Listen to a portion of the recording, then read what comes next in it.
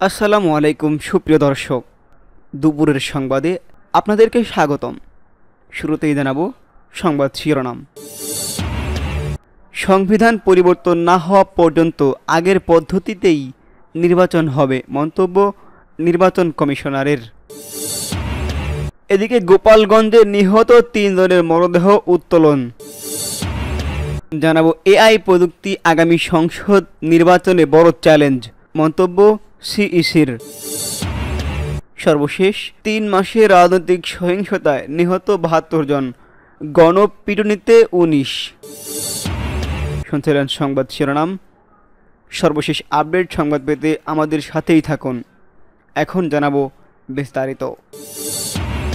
প্রথমেই জানাবো সংবিধান পরিবর্তন না হওয়া পর্যন্ত আগের পদ্ধতিতেই নির্বাচন হবে, মন্তব্য নির্বাচন কমিশনার সিইসির।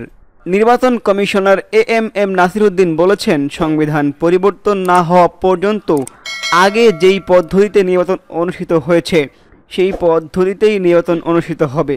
নির্বাচনের 2 মাস আগে তফসিল হবে, তখন নির্বাচন কবে, মনোনয়নপত্র সহ সব সংক্রান্ত তথ্য জানা যাবে।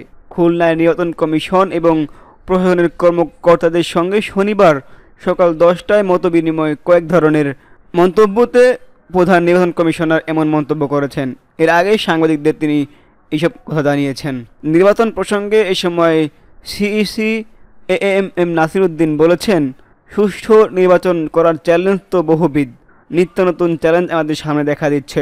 সবচেয়ে বড় চ্যালেঞ্জ হচ্ছে মানুষের আস্থা নির্বাচন কমিশন সম্পর্কে, নির্বাচন ব্যবস্থা সম্পর্কে মানুষের আস্থা ফিরিয়ে আনা জরুরি।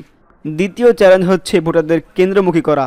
ভোট দিতে না পেরে মানুষ আগ্রহী হারিয়ে ফেলেছে, তাই তাদের ভোট কেন্দ্রে মুখী করা বড় চ্যালেঞ্জ। এদিকে গোপালগঞ্জে নিহত 3 জনের মরদেহ উত্তোলন। এনসিপির পদযাত্রাকে কেন্দ্র করে গোপালগঞ্জে সংঘর্ষের ঘটনায় নিহত রমজান কাজী, ইমন তালুকদার ও সোহেল রানার মরদেহ দাফনের 5 দিন পর আদালতের নির্দেশে কবর থেকে উত্তোলন করা হয়েছে। গেল সোমবার বেলা 10টায় নিহত হওয়ার ঘটনায় দায়ের হওয়া মামলায় তদন্তকারী কর্মকর্তারা আদালতে লাশ উত্তোলনের জন্য আবেদন করলে আদালত এই নির্দেশ দেন। পরে বেলা 12টায় 45 জেলা প্রশাসকের কার্যালয়ের নির্বাহী ম্যাজিস্ট্রেট রাসেল মুন্সি ও রোষ্টি পোদ্দারের উপস্থিতিতে জেলা শহরে পৌর কবরস্থান থেকে নিহত ইমন তালুকদার, রমজান কাজীর মরদেহ উত্তোলন করা হয়। এদিকে টুঙ্গিপাড়া সহকারী কমিশনার মোহাম্মদ মারুফ দস্তগীরের উপস্থিতিতে নিহত সোহেল রানার মরদেহ দক্ষিণ টুঙ্গিপাড়া কবরস্থান থেকে উত্তোলন করা হয়। এই সময় নিহতের পরিবারের সদস্যরা সহ সদর ও টুঙ্গিপাড়া থানার পুলিশ সদস্যরা উপস্থিত ছিলেন। এ বিষয়ে নিশ্চিত করে গোপালগঞ্জ সদর থানা পুলিশের ওসি মীর মোহাম্মদ সাদাতুর রহমান বলেছেন, নিহতদের ঘটনায় দায়ের করা হওয়া মামলায় তদন্তকারী কর্মকর্তারা আজ আদালতে নিহতের সুরতর হাল প্রতিবেদন এবং ময়না তদন্তের জন্য মরদেহ উত্তোলনের আবেদন করেন। পরে বিজ্ঞ আদালত ম্যাজিস্ট্রেটের উপস্থিতিতে নিহত রমজান কাজী, ইমন তালুকদার ও সোহেল রানার লাশ কবর থেকে উত্তোলন করে সুরতহাল প্রতিবেদন এবং ময়না তদন্তের জন্য নির্দেশ দেন। এর ধারাবাহিকতায় বেলা 12টা 45 দিকে জেলা শহরের পৌর কবরস্থানে নির্বাহী ম্যাজিস্ট্রেট রাসেল মুন্সি ও রোষ্টি পোদ্দারের উপস্থিতিতে রমজান কাজী ও ইমন তালুকদারের মরদেহ উত্তোলন করা হয়। এ বিষয়ে কিছু মানুষ বলছেন তারা ডেট ওভার গাঁদা খেয়ে ফেলেছেন, ফলে এমনটি করছেন। অন্যদিকে টুঙ্গিপাড়ায় সহকারী কমিশনার মোহাম্মদ মারুফ দস্তগীর উপস্থিতিতে নিহত সোহেল রানার মরদেহ উদ্ধার করা হয়। নিহতদের মরদেহ উদ্ধার শেষে সুরতহাল প্রতিবেদন করে ময়নাতদন্তের জন্য গোপালগঞ্জ 250 শয্যা বিশিষ্ট জেনারেল হাসপাতালে পাঠানো হয়েছে। জানাবো এআই প্রযুক্তি আগামী সংসদ নির্বাচনে বড় চ্যালেঞ্জ, মন্তব্য নির্বাচন কমিশনার নাসিরউদ্দিনের।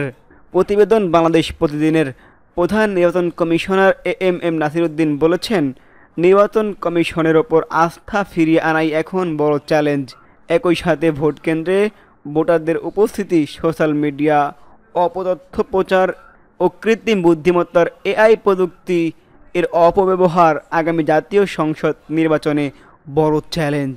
শনিবার তিনি এই ত্রয়োদশ জাতীয় সংসদ নির্বাচন উপলক্ষে খুলনার অঞ্চলের নির্বাচন কর্মকর্তাদের সাথে মতবিনিময় সভার শুরুতে সাংবাদিকদের সঙ্গে এসব কথা বলেছেন। খুলনা আঞ্চলিক নির্বাচন কর্মকর্তার সম্মেলন কক্ষে এই মতবিনিময় সভা অনুষ্ঠিত হয়। সর্বশেষ 3 মাসের রাজনৈতিক সহিংসতায় নিহত 72 জন, গণপিটুনিতে 19। চলিত বছরের এপ্রিল থেকে জুন পর্যন্ত সারা দেশে রাজনৈতিক সহিংসতায় কমপক্ষে 72 জন নিহত হয়েছেন। আহত হয়েছেন 1677 জন। এ সময় 19 জন গণপিটুনির শিকার হয়ে নিহত হয়েছেন। গত বৃহস্পতিবার 24শে জুলাই মানবাধিকার সংগঠন অধিকার এই ত্রৈমাসিক প্রতিবেদনের কথা জানিয়েছেন। সারা দেশে থেকে অধিকার এর কর্মীদের পাঠানো তথ্য এবং বিভিন্ন গণমাধ্যমে প্রকাশিত তথ্য উপাত্তের ভিত্তিতে এই প্রতিবেদন তৈরি করা হয়েছে।